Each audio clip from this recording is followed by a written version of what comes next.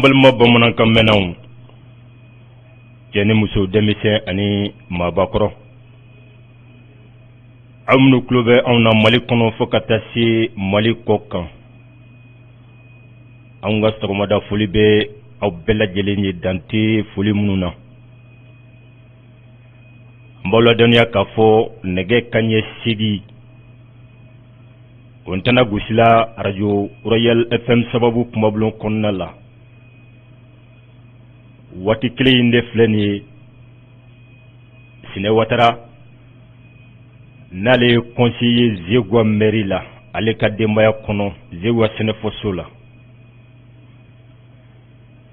lamɛnnikɛ jɛkulu waati kelen in de fana bɛ aw ka kunnafoniw lase waati ko fɔ aw ye bakurunba la an b'aw ladɔnniya k'a fɔ kunun mun ye camancɛ fanga ɲɛmaa ye Asimi Goyita a ye Bamako laadala dugutigiw fo ka taa se diinɛ ɲɛmaaw ma a ye olu bisimila kuluba an ka jamana minisiri min n'ale ka baara ɲɛsin bɛ Mali ani jamana wɛrɛ koɲɛw ma a bɛ taama mun n'a ye i kunsin Algérie jamana kan kunungo walasa ka ɲɛfɔli kɛ Malidenw ye san 5 min ni laɲinikɛla a ka fara transition kan ni o ye camancɛ fanga ye mun de la san 5 in minisiri min n'ale ka baara ɲɛsinnen bɛ marabolo koɲɛw ma n'an ka jamana ɲɛmaaw fana ka kuma lasela don ale tun bɛ kunnafonidilaw ɲɛma walasa ka bɛɛ lajɛlen bɔ kunpan na ni kunnafoniw ka fara farafinna ani jɛnselikɛ naani taw kan an bɛna o de walawala aw ye sanga dama dama kɔnɔna la maa min bɛna lase aw ma Abdul Jalo Karim Sidibe ale bala ka baaraw taabolo bɛɛ lajɛlen kɔlɔsi Bujalo bɛ nɛgɛw karafe la ka sanga ni bi juma doyen ne janvier kalo o tile 7,2022 o tola lamɛnbaaw an b'a ɲini Ala fɛ a ka juma hɛrɛ di ne ni aw bɛɛ lajɛlen ma an ka bato kelenw ka bɛɛ lajɛlen minɛ ni ka ani sahaba bɛn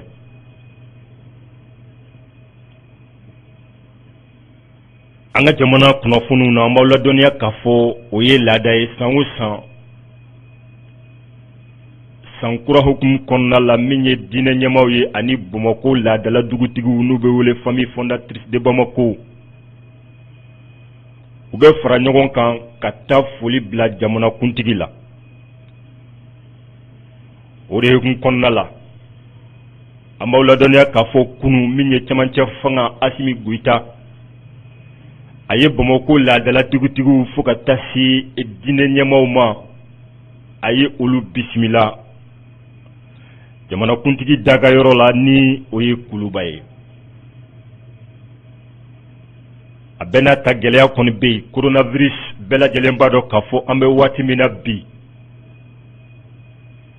a kɔ sigilen bɛ ka na ni fanga min ye a dogolen tɛ maa si la a kɛlen bɛ ka diɲɛ bɛɛ girin o n'a ta bɛɛ ni laada in a bɔla a sira fɛ an b'aw ladɔnniya k'a fɔ min ye Bamako laadala dugutigiw ye fo ka taa se diinɛ ɲɛmaaw ma gɛlɛya damadama kɔni bɛ jamana kɔnɔ u ye o gɛlɛyaw ka olu ta ka yira jamana ɲɛmaa la cogoya minɛ fura bɛ se ka sɔrɔ olu la o bɔlen kɔfɛ u ye foli ani wale ɲuman dɔn ka o ta ka ɲɛsin Asimi Goyita ma ka sanga n'a ka baara kɛ ko ɲuman ye kabi don min a sigila jamana ɲɛmaaya la fo kana bi i n'a fɔ nin maa kofɔlenw yɛrɛ bɔra k'a fɔ cogoya minɛ ni o ye laadala dugutigiw ni diinɛ ɲɛmaaw ye u y'a jira k'a fɔ salongo a kɔni kalayala jamana in kɔnɔ bɛɛ b'o kalama nga kabi domi Assimi Goïta koni nana bɛɛ lajɛlen y'a jateminɛ k'a fɔ basigi o donna ko caman na min kɛra sababu ye ka maliden caman kɔni hakili sigi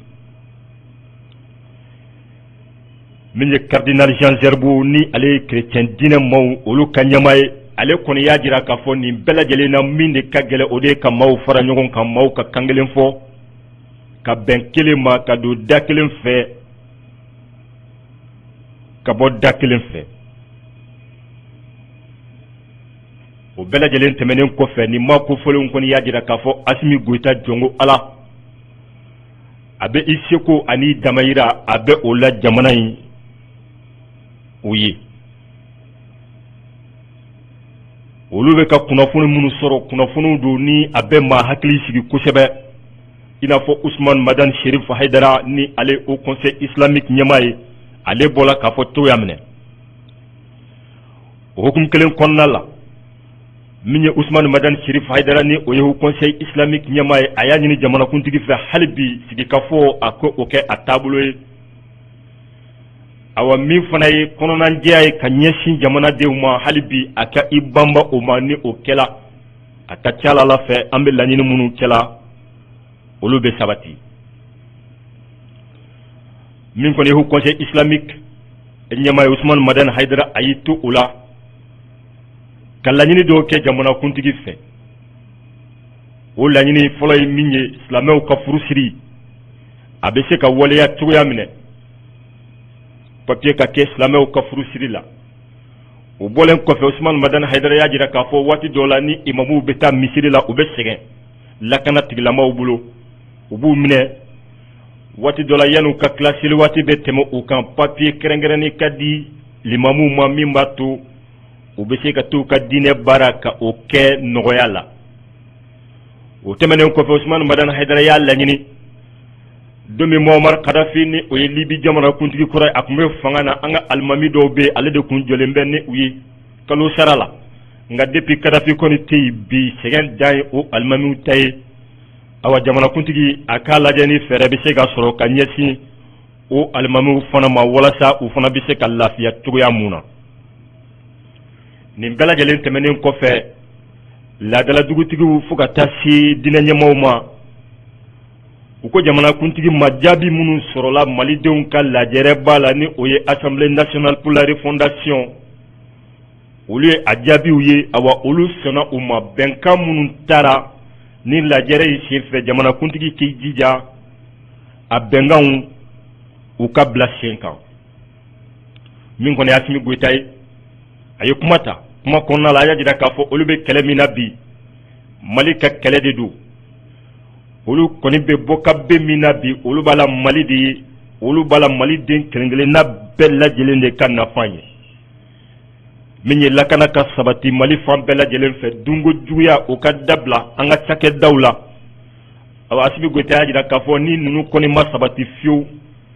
an bɛ laɲini min na a ka gɛlɛn a laɲini a ka sabati kuma banyɔrɔ la Assimi Goïta hali bi a ye malidenw wele ka na bɛn ani kelenya ma fo ka taa se sigikafɔ ma lahala bɛɛ lajɛlen kɔnɔ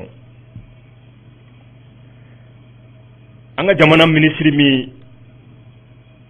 n'ale ka baara ɲɛsinnen bɛ Mali ni jamana wɛrɛ koɲɛw ma monsieur Maître Abdoulaye Diop kunun a y'i ka taama bere ta ni k'i ɲɛsin Alger ni o ye Algérie jamana faaba ye waati min n'a sera Alger min ye Algérie jamana kuntigi Abdelmadjid Tebboune ale de ye a bisimila Maître Abdoulaye Diop a kelen tɛ ani an ka jamana cakɛda minnu ni o ɲɛsinnen bɛ nafolo ko ma n'o bɛ wele service financier o ɲɛmaa dɔw b'a la waati min Abdelmadjid Tebboune a ye monsieur Abdoulaye Diop bisimila a y'a jira a la k'a fɔ ale kɔni bɛ Mali kɔ bi ale bɛ Mali kɔ sini awa ni gɛlɛya o gɛlɛya bɛ Mali la ni ale bɛ se ka min kɛ o la ale b'a seko ni a damayira kɛ min fana ye cɛmancɛ fanga bilali ye sira lahala bɛɛ lajɛlen kɔnɔna la awa ale kɔni labɛnnen don o ma sangani waati sabula ni bɛn bɛ Mali la bɛn bɛ Algérie awa ni basigi yɛrɛ fana bɛ Algérie o basigi kelen ne bɛ Mali fana na nin bɛɛ lajɛlen tɛmɛnen kɔfɛ mun fana ye Algérie jamana kuntigi Abdelmadjid Tebboune a y'a yira kɛrɛnkɛrɛnnenya la maa minnu ni olu ka baara ɲɛsinnen bɛ nafolo koɲɛw ma a ye taasira dɔ yira olu la taasira minnu ni o bɛ kɛ sababu ye ka sɔrɔ ka yiriwa an ka jamana kɔnɔ ni o ye ba Mali ye kumaw bɛɛ lajɛlen tɛmɛnen kɔfɛ Abdelmadjid Tebboune y'a jira k'a fɔ ale kɔni b'a seko n'a damayira bɛɛ kɛ walasa lakana bɛ se ka sabati Mali kɔnɔ cogoya min na walasa bɛn o bɛ se ka nati Mali den kelen-kelenna bɛɛ lajɛlen ni ɲɔgɔn cɛ awa fɛn o fɛn fana n'o bɛ se ka kɛ walasa ka bɛjɛ fanga ka o bilasira ni o ye démocratie ye awa ale labɛnnen don ni bɛɛ lajɛlen kama tiri minnu ni olu kun taara Ghana farafina tilebiyanfan o jamanaw ka tɔnba CEDEAO ɲɛma fɛ ni o ye Ghana jamanatigi ye a ma saba u ye kunnafonidilaw wele walasa ka ɲɛfɔli kɛ malidenw bɛɛ lajɛlen ye mun de la san 5 in olu y'a ɲini CEDEAO fɛ o kɔni kɛra sababu ye ka maliden caman bɔ u kunpan na u y'o to o kunnafoni di na ni ka u kamabɔ ka ɲɛsin politiki maaw ma fo ka taa se min ye société civile fan mun b'a la ko olu ma jɛn n'a ye san 5 ka fara camancɛ fanga kan min ye colonel major Abdoulaye Mega ni ale an ka jamana ɲɛmaaw ka kuma lasela ye ministre do fana min ka baara ɲɛsinnen bɛ marabolo koɲɛw ma a y'a jira politiki maaw la fo ka taa se société civile o bolo fana min y'a jira k'a fɔ olu ma sɔn dɔ ka fara camancɛ fanga janya kan a y'a jira k'a fɔ olu tɛna maa si jagoya awa jaabi minnu n'o sɔrɔla malidenw ka lajɛrɛba senfɛ ni o ye Assemblée nationale pour la refondation o jaabiw bɛ di don min a ma dogo maliden si la maliden bɛɛ lajɛlen de jɛnna ka jaabi in di o de kama olu bɛ ka baara kɛ ni nin jaabi ye min ye kɛrɛnkɛrɛnnenya la colonel major Abdoulaye Mega y'a jira k'a fɔ ni san 5 in olu y'a ɲini walasa baara jɔsenba 5 kun bɛ olu bolo olu bɛ se ka o baaraw laban cogoya minɛ min ye sariya sunba kura ye o ka bila Mali la nanzaraw bɛ min wele élaboration de la constitution o bɔlen kɔfɛ kalata sariyaw sigi ka kɛ u kan ni minnu ma ɲi k'olu bɔ yen ni a y'a sɔrɔ ɲinɛ yɛrɛ kɛra dɔ kɔ min ka ɲi ka o bila yen mun bɛ kɛ sababu ye hali ni kalataw kɛla ka ban an ka jamana kɔnɔ futinɛ kana ye a la cogoya minɛ min fana ye cakɛda kɛrɛnkɛrɛnnen baara tɛna kɛ min na kalataw labɛnni kama o cakɛda fana ka sigi sen kan o fana bɛ kɛ sababu ye ka hali bi bɛɛ nati maliden bɛɛ lajɛlen olu ni ɲɔgɔn cɛ an b'aw ladɔnniya k'a fɔ min ye colonel Abdoulaye Mega don min a bɛ taa CEDEAO la ani an ka jamana o minisiri min ka baara ɲɛsinnen bɛ kɛrɛnkɛrɛnnenya la Mali ni jamana wɛrɛ koɲɛw ma Abdoulaye Diop fo ka taa se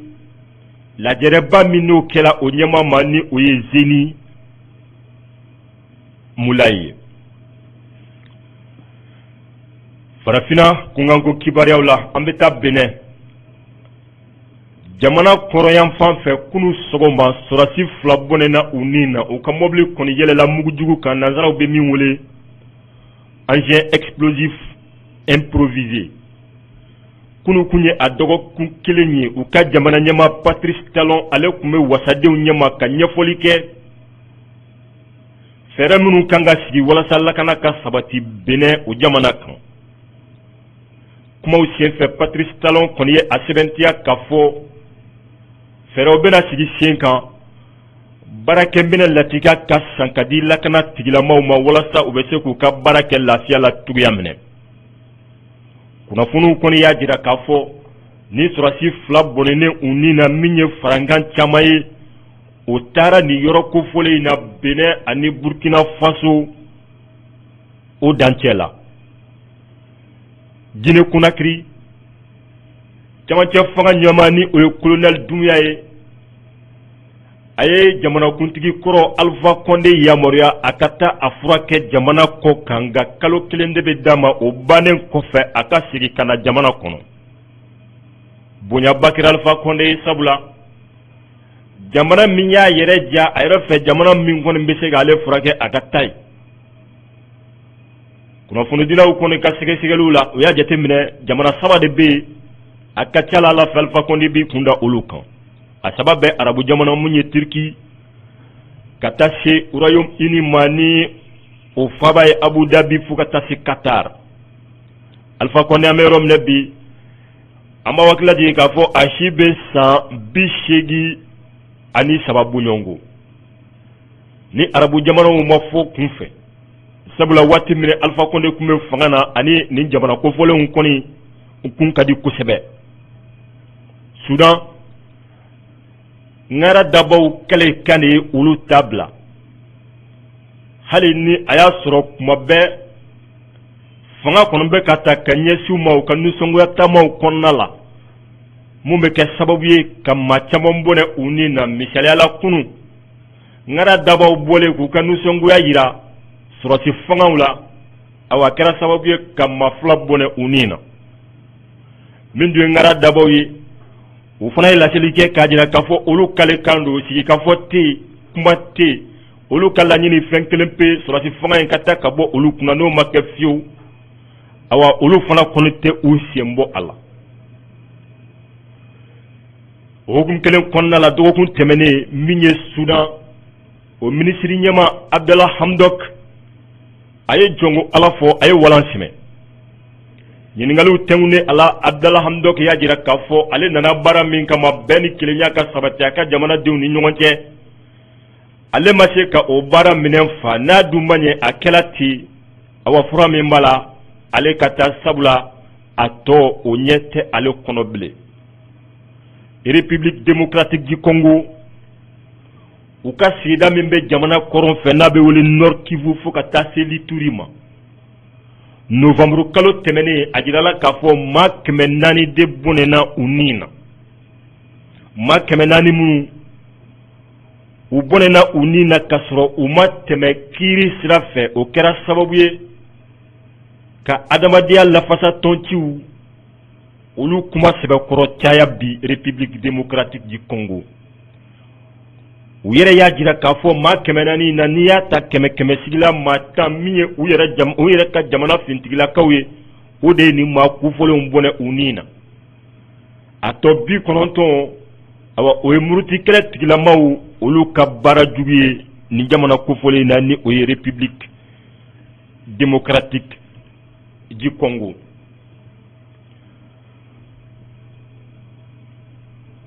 CAN 2022 ni o ye ndolantan ye kunu min ye Gabon olu ka ndolantanaw kɔni sera Cameroun jamana kan. Nka kunnafoni min bɛ yen ni o kɔni bɛ ka maa caman fari faga min yɛrɛ ye Gabon u ka cɛdenw kan guloma ni o ye Aubameyang a sɛbɛntiyala k'a fɔ coronavirus kɔni yera a la.